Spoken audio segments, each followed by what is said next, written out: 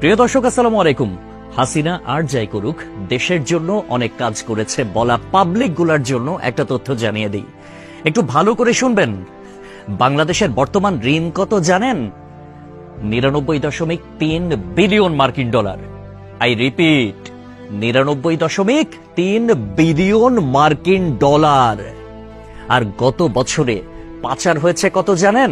94 billion মার্কিন dollar. হিসাব করে দেখলাম, তিনি যেই টাকা পাচার করেছেন সেই টাকা দিয়ে মাত্র 697টা মেট্রো রেল, 397টা স্যাটেলাইট আর 36টা পদ্মা সেতু বানানো যেত।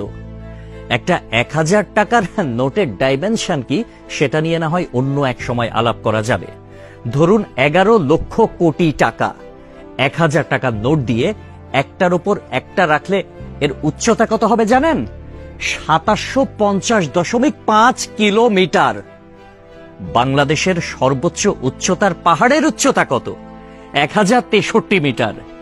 এক লেয়ারে সাজালে এই টাকা জায়গা করে নেয় কত? 124.76 বর্গ কিলোমিটার।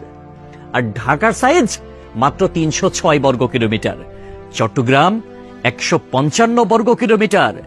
এই দুই বিভাগীয় শহর বাদে বাকি সব বিভাগীয় শহর এই টাকা দিয়ে ঢেকে দেয়া যাবে।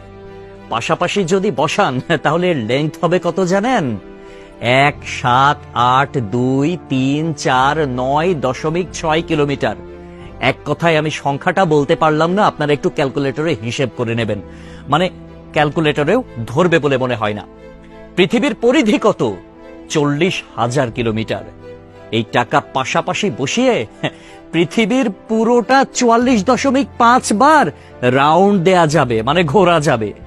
কেউ যদি হাসিনার উন্নতির হিসাব দিতে আসে, তাহলে তাকে হাতে কলমে এই হিসাবটা বুঝিয়ে দেওয়া আপনার, আমার, আমাদের সকলের দায়িত্ব। মেট্রো রেল বন্ধ হয়ে গিয়েছে দুর্বৃত্তের হামলায়।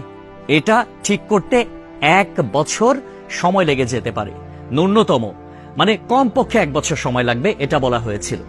এটা ঠিক করতে বাজেট ধরা হয়েছিল 300 কোটি টাকা। অথচ 2টা স্টেশন বাদ দিয়ে খুব সহজেই মেট্রো রেল চালু করা যেত, কিন্তু সেটা করেন নাই তার সঙ্গপাঙ্গরা। কারণ খেতে হবে, বেগম পাড়ায় টাকা পাঠাতে হবে, বেগম পাড়ায় বেগমরা গিয়ে ফুলে ফেপে উঠবে, তারা আরামসে দাস দাসী নিয়ে দিন কাটাবে। এইটার জন্য এত টাকা বরাদ্দ করা হয়েছিল।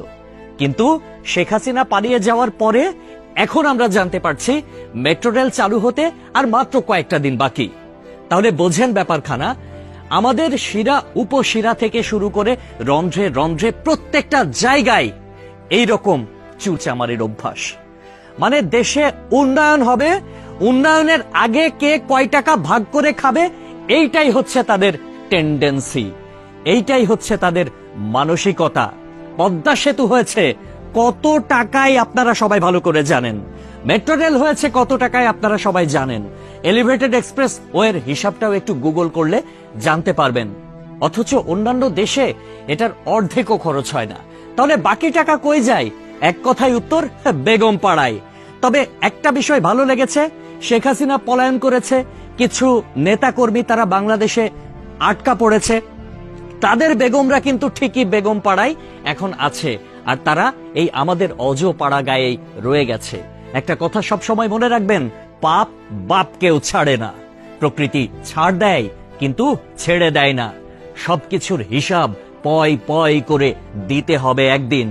সবাই ভালো থাকবেন। আসসালামু আলাইকুম।